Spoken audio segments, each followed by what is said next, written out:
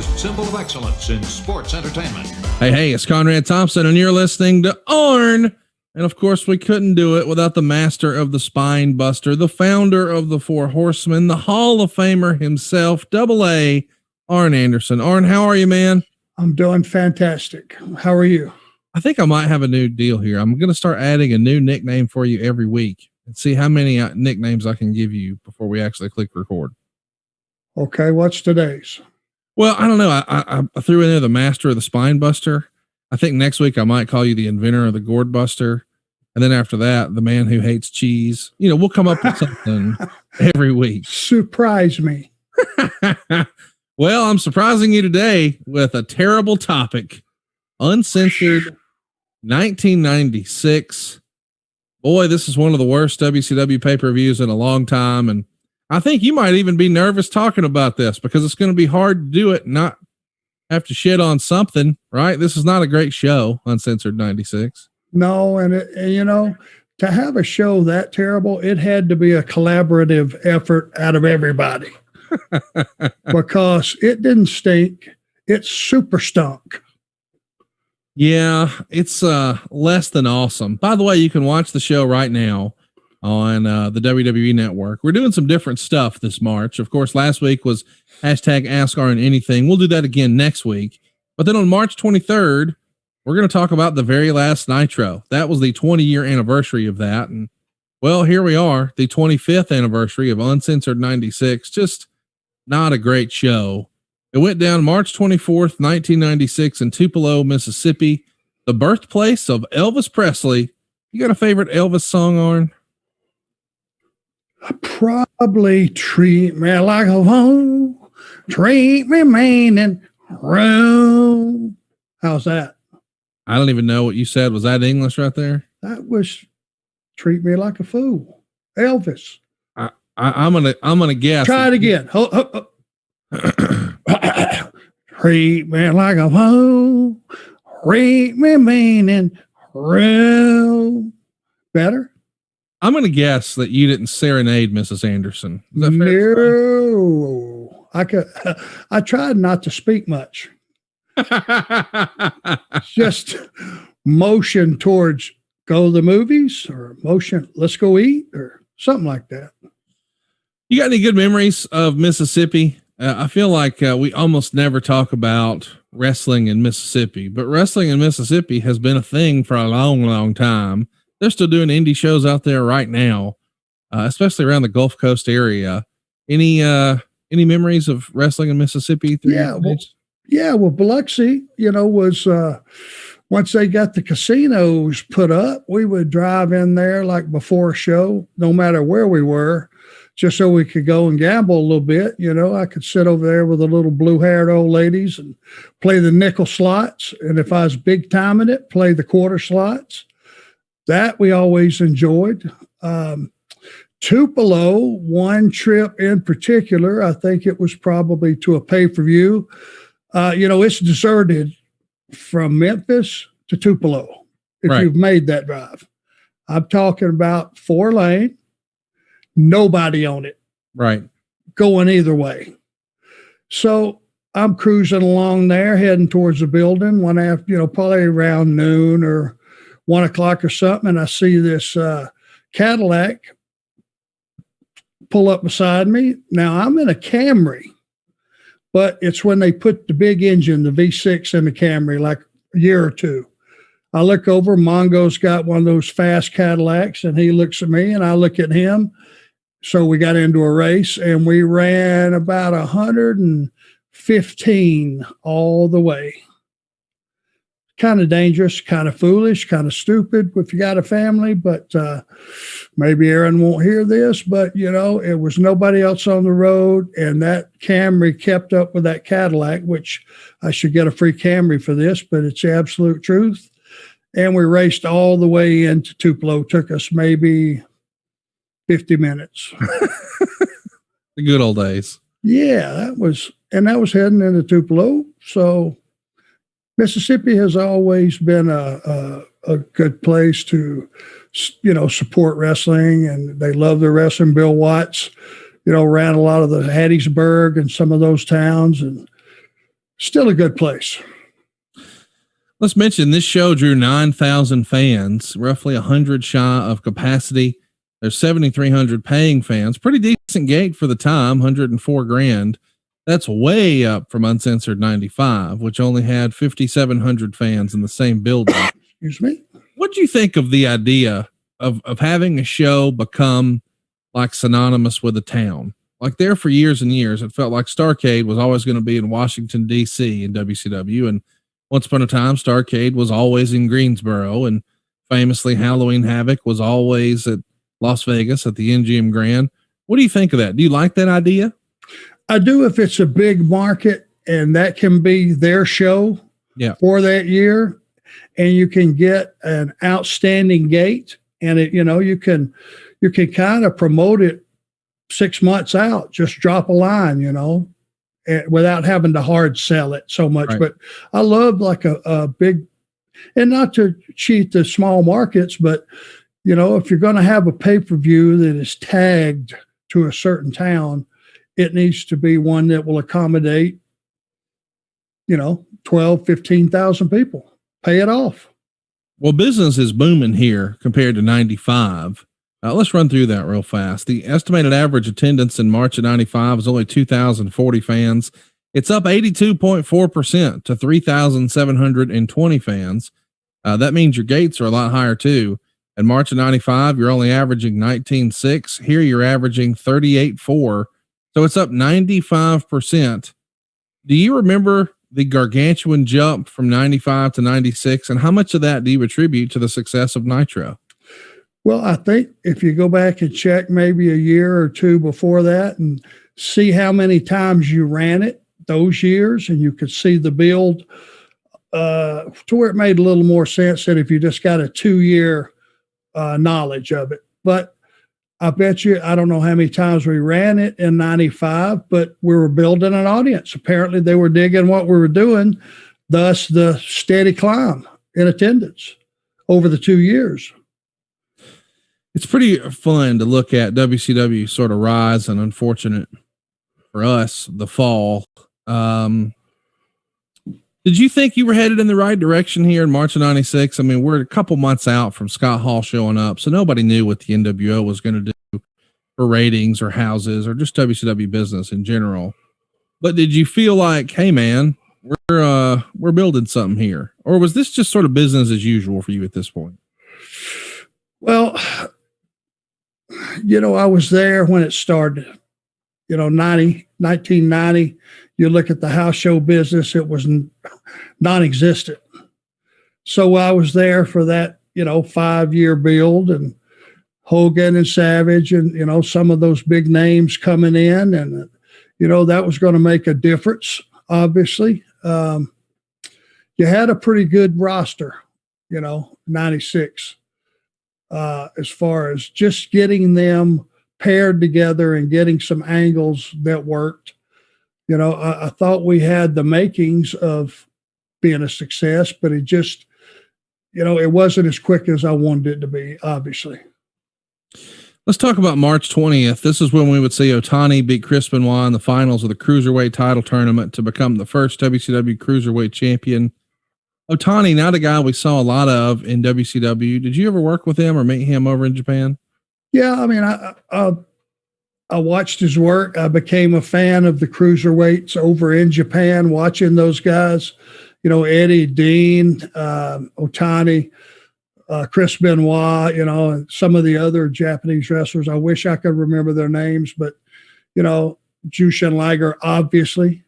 That style was something that was so beyond my believability and scope of just awe. I was just in awe of those guys, the stuff they could do and the style they were working in, and I'm assuming Otani going over in that tournament, we were trying to build a relationship going forward with New Japan. Chris Benoit was thought highly of in Japan. So, that's what I have to guess was the reason for Otani winning that tournament. Let's talk a little bit about Johnny B. Bad. This was a Dusty Rhodes creation, and I think I mean, most everybody who watched WCW in this era knows he was a big part of WCW programming. It feels like he was on every pay-per-view for about 5 years. But he's going to up and leave. He's going to quit WCW, sign a 3-year contract with the WWF March 14th.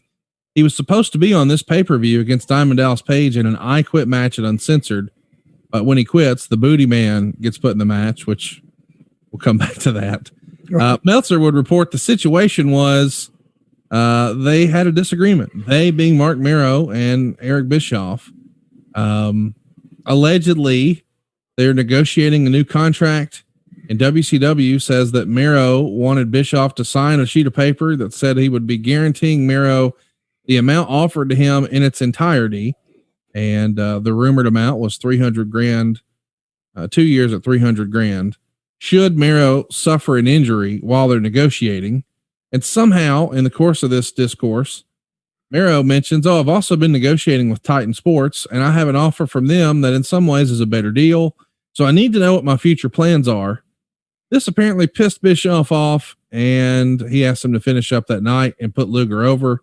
Mero refuses to work at all until they have some sort of written deal. And Bischoff says, well, I hoped that it wouldn't come to this. And Mero says, well, I hope after 5 years I'm leaving on good terms. And Bischoff lets him know you are not leaving on good terms. So it's not, hey, thanks for playing. It's don't let the door hit you on the way out. What was the rumor and innuendo you heard about Mero leaving at the time? Well, all those meetings were kept pretty quiet. Yeah. To be honest with you. And I've always looked at it like it's none of my business. Right. I don't care what anybody makes. As long as I'm happy with what I'm making, that's all that matters. But I know that Johnny B. Bad, was used well. I thought highly, he was thought of highly with the company. I didn't see him leaving, but I know timing is of the issue. And he saw a timing where Vince wanted him. He had that great body, that great look. He was, he was a gimmick. He was a character. He was all those things that Vince loved. And Vince didn't even have to create anything. He already had it. So when you go in and you talk to, one promoter, this was back in those days and before, I know this, you didn't go in with a counter offer for someone else unless you were prepared to go all the way with it. Now, I don't know if Johnny B. Bad was using that as leverage and wanted to stay, or that he had that deal on the table and he was ready to go. He just wanted to see, if Eric would match it or whatever. But, during those times, I could see the mentality of a guy leaving WCW going to Vince. And, Vince is very charming. He can promise you the world and make you believe you're going to get it. And I can see how Johnny B. Bad would have, it was a no-lose situation, I think, for him, I guess. The Nasty Boys are also let go around the same time. Any memories of how that came to be? Did their contract run out? I don't know. I just wanted to ask, I guess, because it feels like you would have been a resource. I mean, I wasn't there, but it feels like you're one of the most unanimously respected guys in the locker room, and you had an advantage over some of these talents who had only worked one place or another. You had worked for the NWA, you had worked for WCW, you had worked for Vince McMahon. You knew a thing or two about a thing or two. Did any guys ever seek your counsel when their contracts were coming due or time for renewal? Yeah, they did. And, again, it's like, look at what you're offered. If you feel like you're worth more, suggest that. But I was always of the opinion, if they said, this is what the offer is, no more, don't play hardball. Let them know that you're glad to stay if you truly are wanting to stay. If not, then you can play hardball, but always remember there's that chance of them saying, been fun, been nice, thank you, see you down the road. That was the way that I conducted my business, and I always thought, because WCW was 3-year contracts. And Conrad, the stories of the old days. Before contracts, if you got hurt, tough. If you didn't wrestle, you didn't get paid. Right. And if you had a really bad injury and you weren't that important to the office, if you were a middle guy, it's going to sound really cruel, but it's the way it is, or an underneath guy, they would probably just go, okay, go get well, but it's been nice. Right. Could be the end of it. So those 3-year contracts were guaranteed. And, even if you weren't worth or going to get what you thought you were worth, the fact that you would get a 3-year contract guaranteed, rain or shine, you could plan your life around that. Your wife can plan your life around that. And other than playing hardball and seeing what I was worth at the time on the open market, so I'd already been to Vince. It hadn't been that long since I left. You're talking a handful of years. Yeah. Yeah. I wasn't going to test the waters. So, and when they made me the offer, then I'd agreed to stay 3 years. That's good. That was good enough for me. Let's talk about the show itself. Before we do, I guess we should mention there was one dark match. JL upsets Dean Malenko in 3 minutes and 20 seconds. How fun is this to look back in hindsight? Your old pal Jerry Lynn and Dean Malenko, 2 other agents or producers for AEW, here in the dark match. Meltzer gave it 2 stars, but I mean, gosh, they didn't have but 3 minutes and 20 seconds. Do you think Jerry Lynn is one of the most underrated performers of his generation? Yes, I do. And working with him now at AEW, I see how personable he is. I see how knowledgeable he is. He's got a really good basic knowledge of the way the business was and the way it is. And he's an excellent coach. He's a great communicator, and he's just a great guy. He's one of the great guys in the business. I've heard a lot of people say it's almost like he's too nice for the wrestling business. Would you agree with that? Yep, I would. But I thank God that he's there and he's with us, because, like I said, he was a high spot guy, and he was doing the lucha stuff before it was fashionable and doing it well. So he has some of that. He has working knowledge of how to put a match together and how to feature, certain things in a match. And he just has a great head and a great mind for the business. Next up, we've got Jim Duggan beating Bubba Rogers in 3 minutes and 20 seconds. VK Wall Street's going to come to ringside with Duggan's 2x4 and give it to Bubba as Bubba and referee Nick Patrick wrestle over the board. Duggan tapes his fist and knocks out Bubba, getting the 3 count. Meltzer would say bad and thankfully short. He gave it a 1/4 star. This match feels like warmed up old leftover WWF. You got Hacksaw Jim Duggan, the former Big Boss Man, and the former IRS. I know those guys were all in the NWA or Mid-South or somewhere beforehand, but to the masses, this probably feels like, hey, that's the old WWF guy, right? Well, and I bet you if you went back and saw how long had they programmed for this match, if at all, right? It's like just a cold booking to me. Just throw 3 guys together to get them on the show. That's what it feels like. It is. Next up, we've got Dick Slater pinning Alex Wright in 1 minute and 55 seconds. Medusa was chasing Colonel Parker around ringside, and this distracted Alex Wright. That gave Slater the opening to clock Wright with his cowboy boot and score the pin. It got a dud rating. We haven't spent a lot of time talking about Dick Slater. What Dick Slater stories do you have with us? Well, you're not listening or remembering who was my idol before I got, when I was a teenager. Who was my idol? Who is one of the 2 guys that made me want to be a wrestler? Elvis Presley. Clearly. No, yeah, I know Dick Slater, but I mean here in WCW.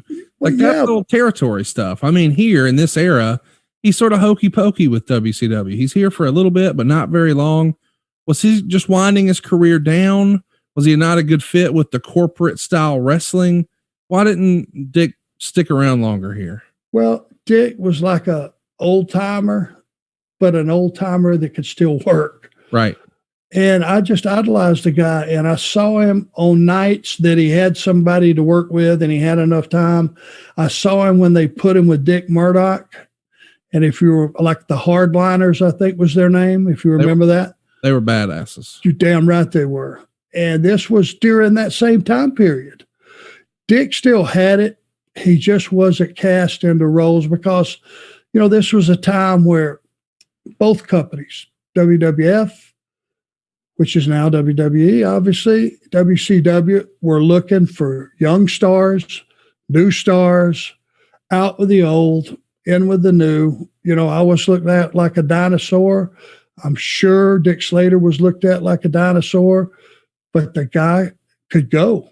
And plus, he was tough as hell. He was one of those guys, like when he was in the locker room, everybody knew, don't screw around with Slater. Or if they didn't know, they're just lucky that they didn't, some of the young guys. And he was just a guy I always looked up to. And to just get to be around him that little bit, even at the end, even though he wasn't being used real well, I'm actually shocked going back that they had him beat Alex. Right. You know, Alex was one of the young guys, one of the new stars they were trying to build. Tell me a little bit about the legend of Dick Slater. I mean, he just passed away a few years ago. His wrestling career, at least in ring, is going to end later this year, 1996. He winds up having two vertebrae blow out on him. Easy for me to say. And I just assumed a guy like that, who had been around as long as he had been around, would have probably found a backstage role either with Vince or here with Ted Turner. And that wasn't necessarily the case. Was he just not cut out for that type of thing, do you think? Was he just one of the boys to the end? Most guys aren't cut out for that job. Yeah. Why is that?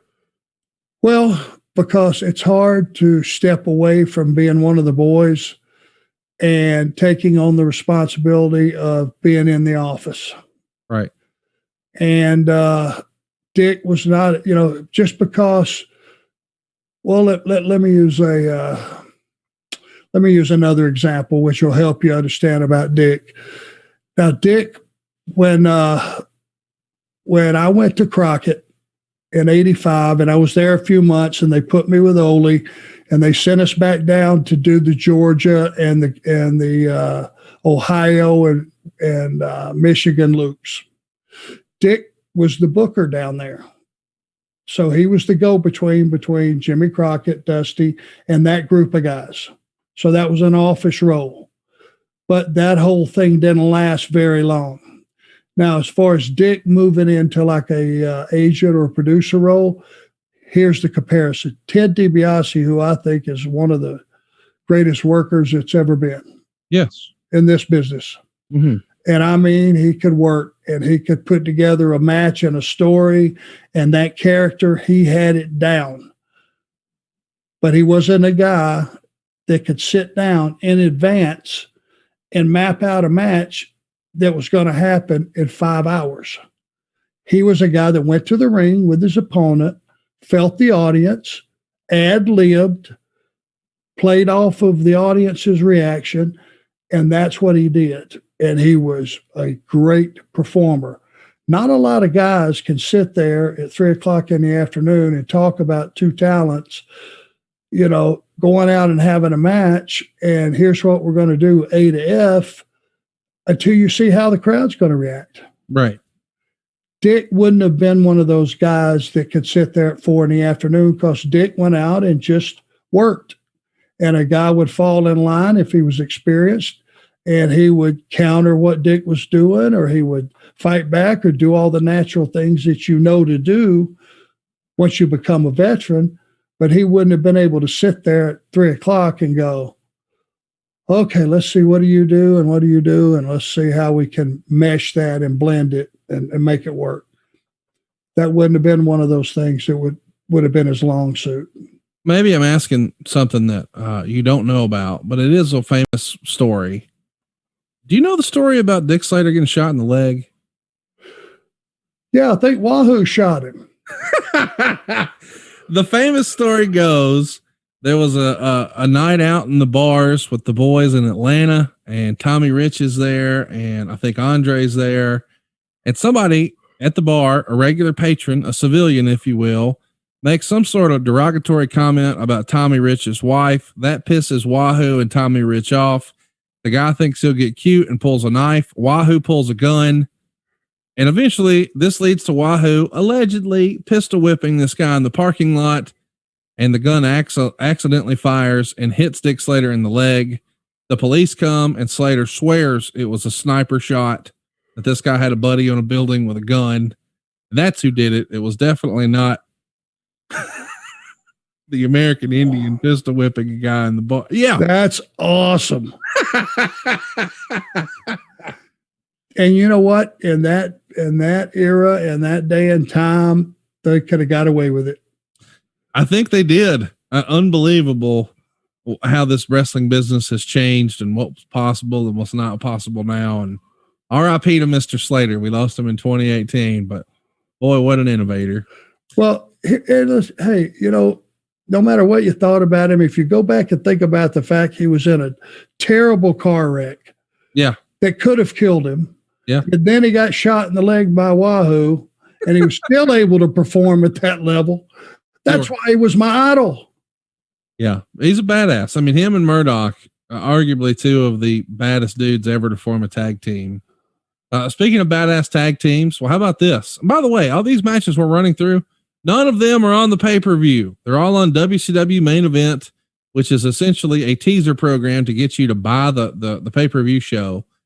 They started this, I don't know, sometime in the mid 90s, but I like the idea of there being, hey, here's a look of what you could get tonight. And how about this for a main event on Main Event? Rick and Scott Steiner go to a no contest with the Nasty Boys in 5 minutes and 19 seconds when the Road Warriors interfered, attacking both teams. Of course, the crowd is into the match while it lasted. These are bona fide stars, but outside interference again here. I love the Nasty Boys and Rick Steiner or the Steiner brothers as a foursome. I think they've had great matches for a long time, and I like the idea of booking them with the Road Warriors here, but it does feel like a ton of star power to not put on the pay-per-view. What say you? Yeah. Yeah. My God. The Steiners were not on the pay-per-view. No, on Main Event. I think, plus the fact that all these matches are just going a couple minutes. Yeah. You get that mindset if you're sitting there watching, you know, a match, especially with, you know, those four guys, you're going to think, well, hey, we're going to have something here. And for that to be done in 5 minutes, how long was Dean in jail? 3 minutes? Yeah, they're all super short. I mean, let's run through them again. The first match, 320. The second match, 320. The third match, 155. The fourth match, 519. A lot of stars here, not getting a lot of time though. Well, yeah. And like Dean and JL, they didn't have a chance to tell a story.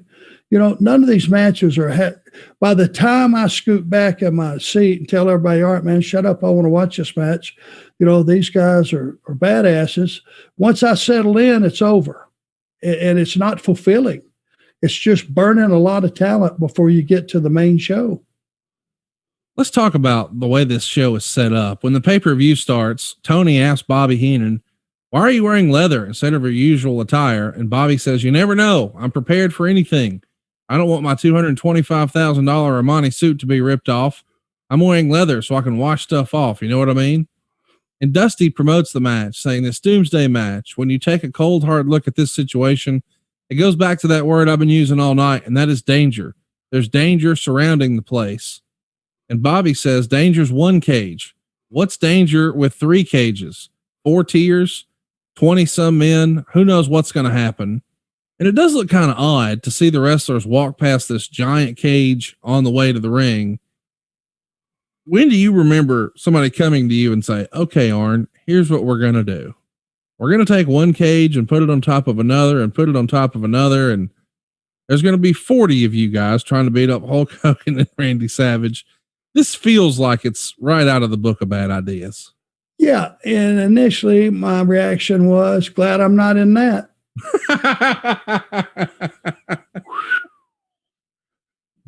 Yeah. It's like when there was rumors of a scaffold match, but you didn't know who they were. It's just a foregone conclusion. I ain't in that one. I'm scared of heights. Right. Boy, did they rib the shit out of me. The first match gets a ton of time. It's Conan and Eddie Guerrero for the United States Heavyweight Championship. I love Conan in this era. I think everybody understands that Eddie Guerrero is one of the all-time great performers. Meltzer dug it, and he gave it 3 1/4 stars. A bit of a babyface match here because neither guy is yet a heel. What'd you think watching this one back for the first time in 25 years? Well, you know, Conan did have a following. He was a huge star in Mexico. Yep. Eddie was just simmering. Eddie had not become a star yet. Right. But his work already was star laden, if that's the proper. I mean, that guy could do some incredible stuff I'd never seen before. It might have went a little too long. Yeah. You know, because the fact is you better be in shape with those cruiserweights. Yeah. Brother, they zip. Conan was no spring chicken, not to say he still was not good shape, but cardio shape with a guy like Eddie, whew, I know he'd have blown me sky high. That's for sure. The guys did some hard work here, but Meltzer didn't love the finish. He says, after several more near falls, Guerrero went for a Thez press, and upon landing, he hit his groin on Conan's head, selling it as a low blow, and Conan rolled over for the pin. The finish was weak, and the announcers tried to sell it as Conan doing it intentionally. Even if that was the idea, it meant they screwed up the finish because based on what happened, it was Guerrero who crotched himself rather than Conan overtly or accidentally doing it. The negative about doing a low blow finish was that they do about 30 more low blows for the rest of the show, and none of them lead to a pin. I don't know. Maybe Eddie had a more sensitive groin area. I don't know. No thought was put into it, or the rest of the show, or what you had planned. You know, that's and that's the first match on the show. Yeah, that's the way we open the pay-per-view. And that's the other thing that's weird. That match gets 18 minutes, but we can't move the Steiners and Nasties to the main card, give them 10 minutes. It feels weird. Check on that. I mean, again, it just was not all the thought, I think, for this show was headed towards that last match and how they were going to pull that off. And a lot of stuff got skipped over. The first match of the night is critical. It's important on any show because it sets the mood for the night. And that was a flat, confusing finish to me. As a reminder, the winner of the match will go on the next night to Nitro and defeat JL. So Jerry Lynn going to wind up in the losers column the next day. Conan won this U.S. title from One Man Gang back in January. He's going to lose it to Ric Flair at Bash at the Beach 96. This version of Conan, where he is the traditional lucha garb before he becomes K-Dog and joins the NWO and has a darker side. Did you think that was a good fit for WCW at the time? I mean, obviously he's key to bringing in a lot of the other cruiserweights, but it always felt like WCW didn't know exactly how to book this version of Conan. No. And you know, when he was in Mexico, he was jacked, you know, good body, biggest guy there, best body there, I would assume at the time, which made him special. And he did just enough of the lucha stuff, but imagine, you know, he did some strongman stuff and all that other stuff. Well, now you're in the locker room with, you know, the Steiners and the Road Warriors and all those guys. I'm sure he had to amend that style somewhat. A cruiserweight, you know, just me thinking about it. And I know the stories were different and all that, but Eddie needed a cruiserweight. It could have been Jerry Lynn and Dean. Right. In a triple threat. If you wanted to open that show, take some of that time, you know, take 15 minutes and let those three open the show. Now you got something to go, whew, holy shit, did you see that? just hindsight being 2020, stories being what they were. If it was a title match, was a U.S. title, Conan was a U.S. champion. Yeah. Right. So, in those days, maybe somebody thought just opening up with the U.S. championship would be a big deal. But, that title had been watered down so much, Conrad, it didn't have a lot of value, to be honest with you. Let's talk about the next match here. This is Tony Schiavone's favorite WCW match, believe it or not. It's Belfast Bruiser beating Steve Regal by DQ in 17 minutes and 33 seconds, 3 1/4 stars. That's right. Tony Schiavone made a comeback on this match as he got it over as being brutal, even though a lot of what was taking place would go over the heads of many, if not most viewers. This was a super stiff All Japan Impact type of match with no hot moves, no build, no psychology, and a horrible finish.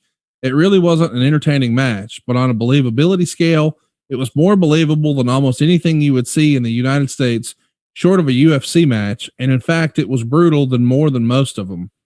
Not that this is a match of the year, but it is a must-see match. The two, who have wrestled each other for years, just pounded the crap out of each other. Finley's offense was the most believable in North America. At one point, Bruiser threw a punch to Regal's nose, which broke his nose and pretty well messed up his face to the point he might need surgery. He was bleeding from the nose heavily when Bobby Eaton and David Taylor interfered for the DQ. After the match, Taylor slapped Finley incredibly hard, 3 1/4 stars. These guys, obviously they know, like, and trust each other, but boy, they are pulling no punches. It's Potato City. What do you think watching this one back? Before I get to that, let me just back up one little bit and just say, the announcers for the Eddie match. Yeah. One of the reasons it might not have felt so good if you're sitting home is, be honest with you, our announcers, just like me sitting here today, don't know the names of a lot of those moves. Right. It's hard to call that match when it's lucha moves and they have their own names. And remember, this was just the beginning of the lucha era coming to America. So right. I just want to say, if those guys, had a rough time calling it, not knowing what to call the moves, not knowing them, I get it. To this day, I don't know what half the names are of those. So just trying to cover the lack of probably lucha knowledge that our announce team had. Just say it, because they're all pros. Very seldom do those guys not know what they're looking at. Right. Maybe that would have added to the drama of that match. Now, moving on. This is supposed to be uncensored. Anything goes, no DQ, no anything, correct? Well, that's the way it's marketed, but it's not feeling that way so far, is it? No. It's number one, they should have stopped, on the Eddie and Conan match. They should have stopped it, let Eddie get his stuff together a little bit, but the match should have continued once he did, because if it was accidental, Conan could have backed off. Hey, I didn't mean for that to happen, and then go wherever you wanted to go, but don't let that be the end. It's too weak. Now, on this match, these guys got it. Yes. They understood what that pay-per-view was based on. Uncensored, anything goes, be as violent as you want. And you know what? They used these, their knees, and their feet, and an occasional headbutt placed in the right place, but a legitimate one. And I'm going to take a couple minutes, if you don't mind here, Conrad, and give a guy some credit. Yeah. That doesn't get enough credit for who he was and who he is. I know where you're going, and I'm ready to hear it. Well, Steve Regal was a great wrestler. Yes, sir. I love that European style. He could have a match literally with a salt shaker and make it good. And Fit Finley now walks in the door. Now, prior to this, before he came to work for us, just out of the blue, I was talking to Terry Funk one day up in the stands, and we were talking about, We need some fresh talent in here, something. It'd be nice if we could get somebody that nobody knew. I mean, we need some heat on some heels. And he looked at me, he said, Arn, you ought to go get Dave Finlay. I said, well, who's Dave Finlay? He said, he's the best heel in the business. And that came from Terry Funk at a time that, I thought I was a pretty good hot commodity. I thought Rick Rude was a good heel. I thought, Kurt Hennig was a good heel. Ted DiBiase. He said, I'm telling you, if you see this guy work, he is a vicious son of a bitch. Well, when we got fit and he came in from day one, he was an assassin.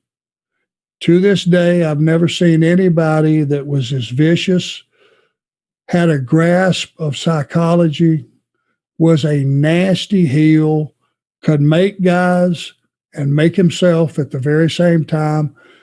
And man, when he mugged you, and it was solid. It was relatively safe, I would say. But man, he sold tickets over in Europe.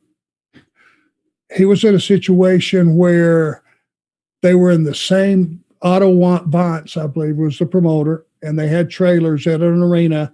And for 6 weeks, they were just wrestling that same arena, and they drew every single night, 7 days a week without having to move. And it was because of guys probably not at the level, but with the same mentality as Fit Finlay. But he was just he was a superstar. I was just in awe of the different things he did. That European style amazes me anyway. And him and Regal, mostly him, beat the ever-living crap out of each other. And if you didn't know who Finlay was, you wanted to know when that match was over. It's a shame, and it's a little blip on it, and maybe I'm the only one on earth that feels this way. But when you've had a fight that intense and you do a run-in on the end of it, and there's an actual DQ decision and a winner by DQ announcement, if there was one, they didn't need it. If you wanted Dave Taylor and Bobby Eaton to pile in at the very end because they thought he was going to kill Regal, fine.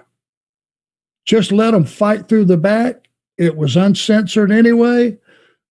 Just let a non-decision. They fight back through the curtain and we're done.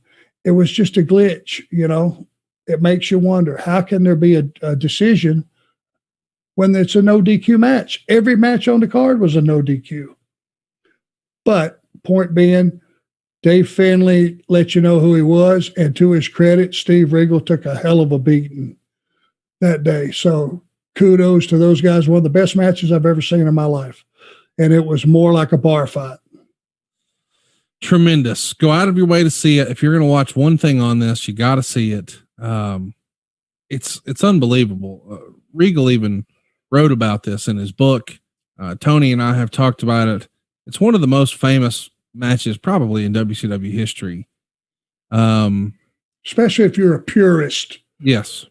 Wrestling purist, and you want to sit down, and when that match was over and that show was over, even though there were some stinkeroos after that, everybody, I bet you, that were going to their car with their family were talking about that match. It stole the show. It did. Let's get to the next match. Before we do, I want to mention we've got an interview with Giant and Jimmy Hart by Okerlund. And Gene announces the winner of Giant versus Loch Ness will face Flair for the world title the next night on Nitro. Tony talks about how Medusa threw the women's title in a garage. He even says the WWF by name. Mean Gene gets a plug in for the hotline, and Colonel Robert Parker is introduced at weighing 197 pounds, which I'm sure made Meltzer laugh. He's going to pin Medusa in 3 minutes and 47 seconds. It's a man versus woman match. Medusa can't even keep a straight face, according to Meltzer. Eventually, though, Slater kicks Medusa's leg out as she's holding the bridge. Parker rolls her up for the pin. 1 star. Medusa versus Colonel Parker, though. Arn, who booked this shit? Is this Terry Taylor? Is this Kevin Sullivan? Is this Eric Bischoff? This is just terrible. And it didn't have any time either. Well, how much? It had 4 minutes too long. This should have never happened. Man versus woman. I know. I don't like it. Yeah. But in those days, I mean, you get away with stuff that didn't make sense. That don't make sense. It's never made sense to me. Right. It was just Medusa is a killer. Now she could probably kick half the guy's ass in the locker room today. Sure. But so could Ming, but he didn't do it. Right. She didn't do it. We knew she was that tough, but she was still a woman. She was still a lady. And when you got to have Dick Slater help you beat a woman, my God, why would you even be trying to beat a woman? Right. I'm just not a fan of that mixed deal. I never have been. No, it's not great, but you know what? Neither is the next match. It's DDP and the Booty Man in an I Quit match. But Meltzer would say it turned out to be a regular match in which Page would retire if he lost, like anyone is left in the world who actually believes that one. He would also write, Page has lost a ton of weight. Actually, the best part of the match was when Page was selling for the Invisible Man outside the ring. Way too long, and it got really boring. The finish saw Page go to kiss Kimberly, who was dressed up like a ballerina in a 6th grade play and acting like a 6th grade girl, dancing around the ring, saying things like, I want him to be my boyfriend.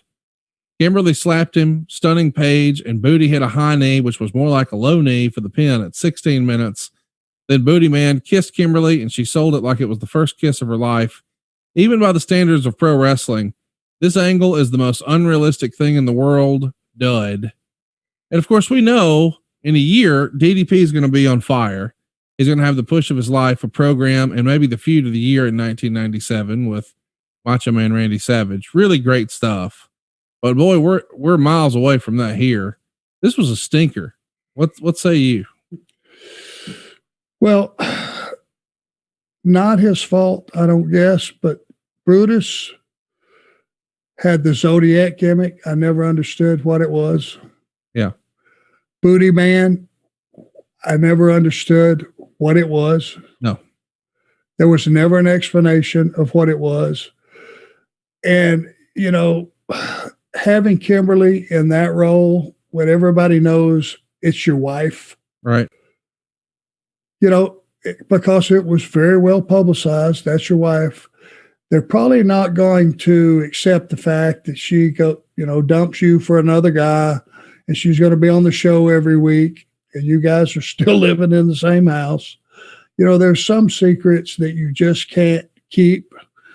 And I think that was one of those wish list things that I don't know about the ballerina and what went into that and who put that together. That, certain people put their own stuff together in those days. Conrad, they had carte blanche to come up with their own angles. And Kevin Sullivan, who was, I think, at the Booker at the time, and I was helping him, and I think Terry Taylor was helping at that time too. But some things were just hands off. They had got clearance. It was their angle. We didn't need to figure it out. It really wasn't any of our business, believe it or not. Really, a stinker of a match. It's hard to believe that all this talent is here in WCW and we just can't figure out what to put on the pay-per-view. I mean, there's so many great performers on the main event show. And to your point, no, it's not Ed Leslie's fault, any of these terrible gimmicks. They just sort of are what they are. I mean, but I don't know. It's just hard to imagine Eddie Guerrero and Chris Benoit and all these guys are in the company and not here. And the match goes way too freaking long. We didn't even mention that. They gave this one 16 minutes, Arn. It's a dud rating, but whoever timed this show should have been drug out back and shot. No, I tell you what, I mean, this is nobody's fault. This is everybody's fault. It took like I say, it takes a village to raise a child. It took a damn metropolis to make this match and this whole, not this match, but this show be the stinker it was. It was a cumulative effort of everybody in the building. Had to be. Because it was just bomb after bomb after bomb. Lex Luger and Jimmy Hart are going to be doing an interview with Mean Gene. And Jimmy says it's the last time he's going to walk to the ring with Lex and tells him he loves him. Gene says, blow it out your ass, which is kind of fun. Lex is supposed to be in the match with Sting versus the Road Warriors. Of course, Sting and Luger are the tag champs at the time. We also see Loch Ness come out, and he's going to wind up using Rey Mysterio's music, which is kind of ironic. Tony says, this is truly a battle of titanic proportions, ... in many ways. So you can guess what's next. It's the Giant and Loch Ness Monster, 2 minutes and 34 seconds. The Giant took one great bump, which supposedly wasn't planned. Loch Ness is the worst, and I think this is the last we'll see of him. -1 star, according to the Observer. Boy, old Loch Ness. People had big plans for him. Doesn't really work out. He had a big career in Europe, supposedly. Right? Giant Haystacks. He had been a big star all over England. And, well, not very good here. No. And I got a feeling there was a little water went under the bridge from the time he was a star till he had this match. Yep. If Big Show or the Giant, he was called at that time, took a great bump, that's who he is. He would try to pull something out of nothing. And if it was involuntary, so what? But I would have, you don't have two giants in a match with the same gimmick. That could get really, really boring quickly. So if it went, 2 minutes or something?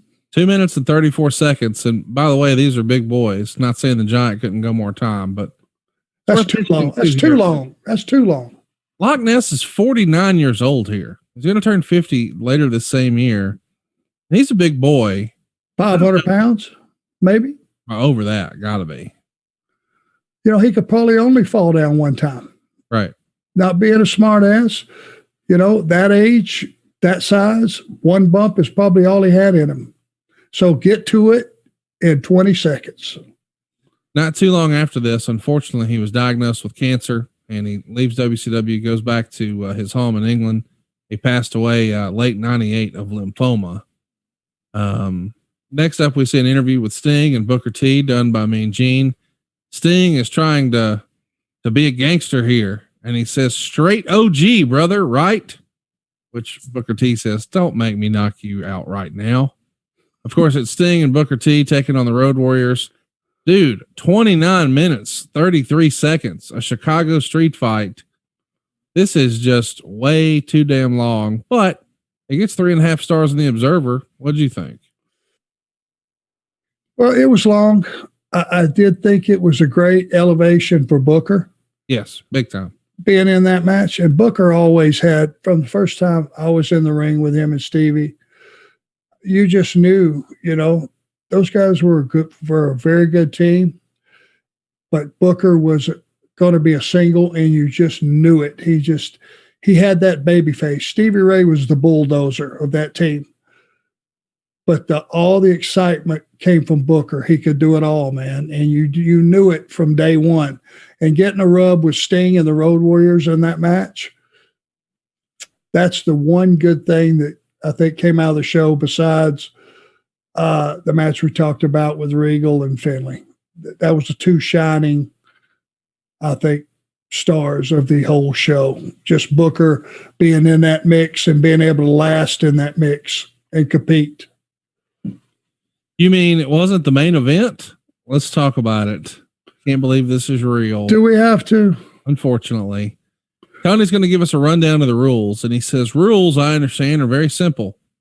Hulk Hogan and Macho Man Randy Savage will start at the top as a gauntlet. Once they get through a cage, if they win in that particular cage, then those men would be eliminated till they work their way down to the bottom. If they can pin Hulk or beat Macho Man Randy Savage at any time. But Hogan and Savage must go through every man to win their match. And Bobby replied, rules? You're talking about rules? They don't care about rules. There aren't going to be any rules. They're going to get in that cage and go after the big white tiger, Hulk Hogan, and tear the yellow and red off his carcass. And you know it. So here we are. As a reminder, this is the similar style cage that you guys did back in 1988. I assume that's where this idea comes from. Just Sullivan warms up one of his old ideas. Would you guess that's the same? So this is 3 cages, small one, bigger one, biggest one, right? Yeah. And you got to drop down from the small one to the middle one. That's right. And then you got to drop down from the middle one to the bottom one. And then you have a decision, right? Yep. Well, number one, I got added into this some way, somehow. Once Kevin must have looked around and said, there's not a lot of guys that are going to do a lot of falling down in this thing. Look at the monster roster. And then you look at the baby faces. And so I guess my job, which I had nothing to do with the storytelling to get to this match. So I was just inserted to be a flow guy or somebody to keep getting his ass kicked, take some bumps, try to make it exciting. But boy, 8-on-2, creative control to me has always been a nasty word.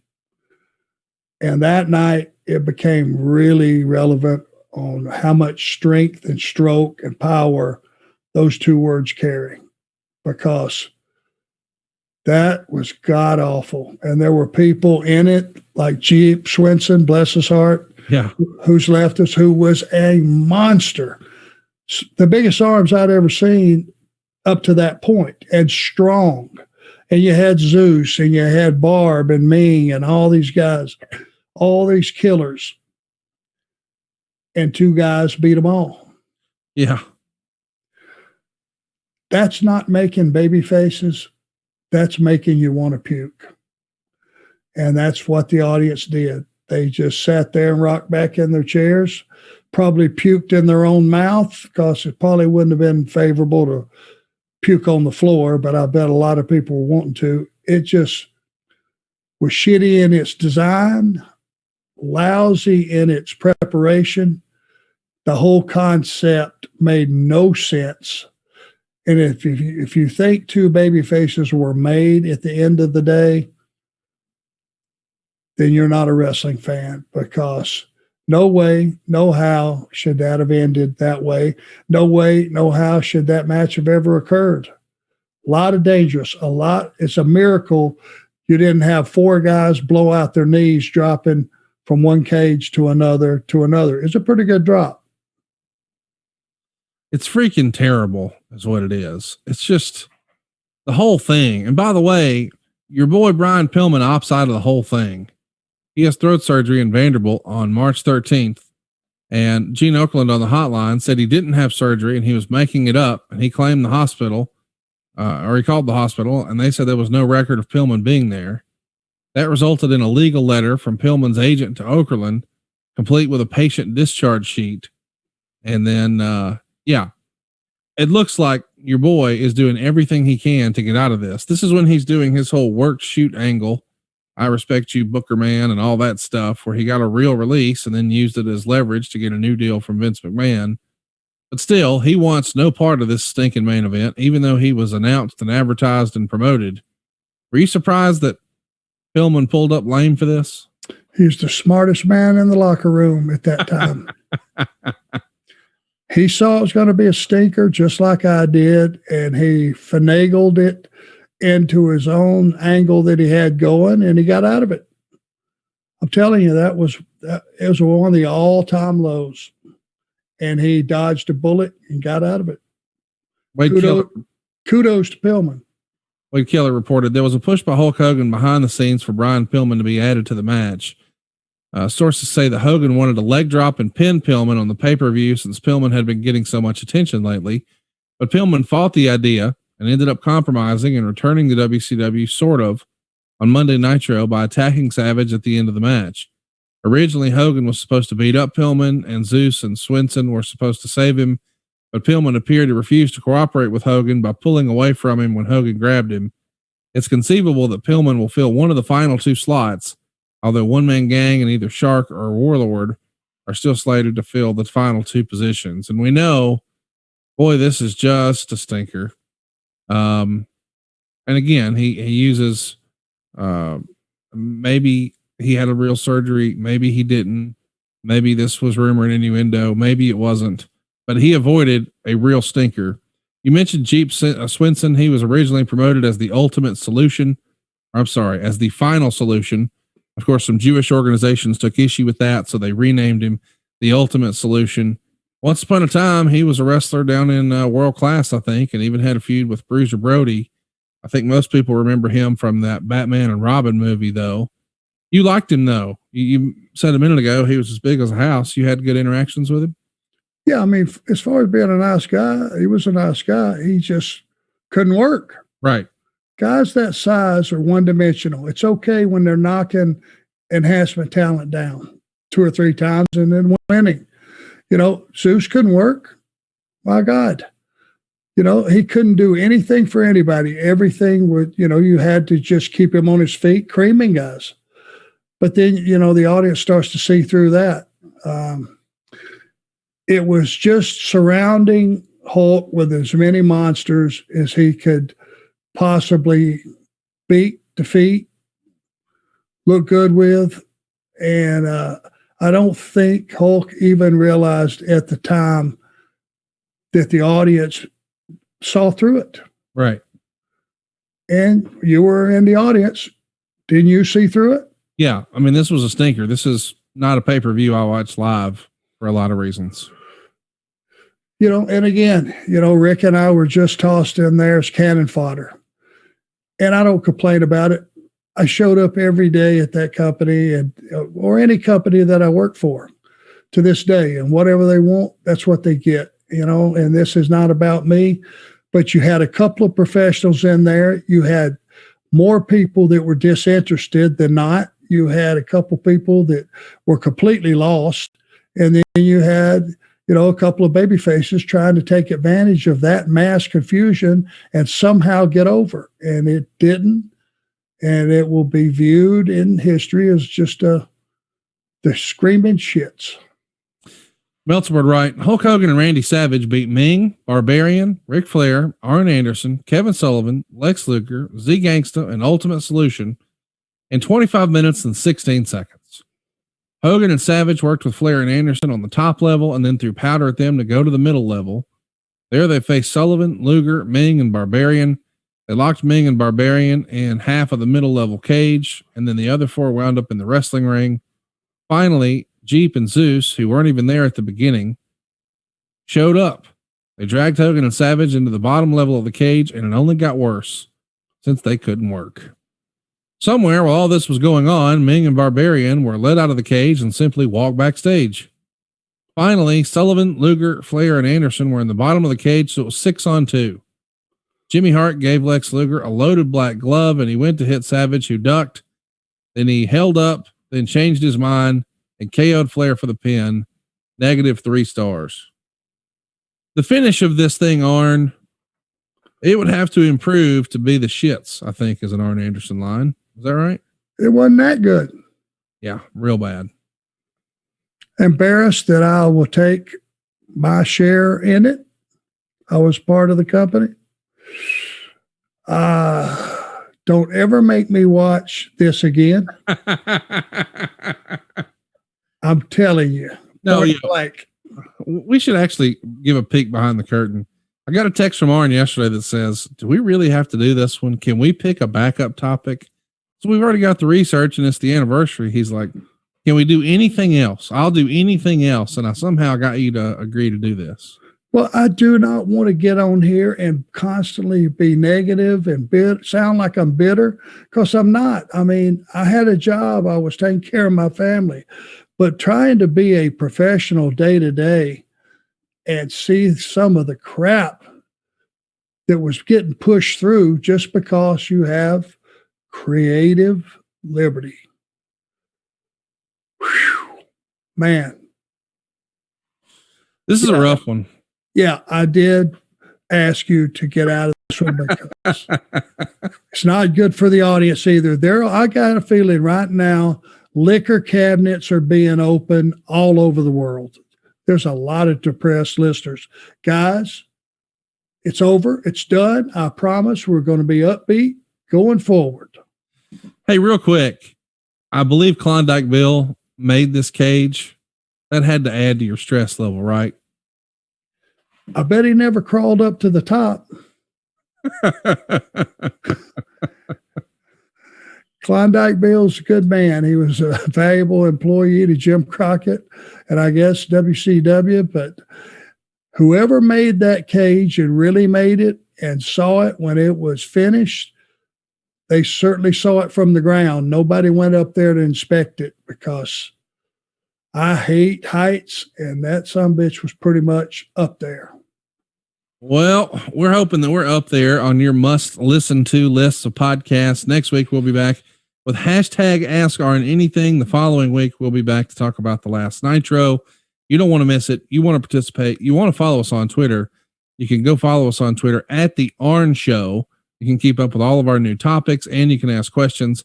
It's at the ARN Show. And don't forget, if you've got a question for ARN, ask it not only there, but use the hashtag Ask ARN. And until next time, he is at the ARN Show. I am at Hey, it's Conrad. And we'll see you next week for another Ask ARN Anything right here on ARN.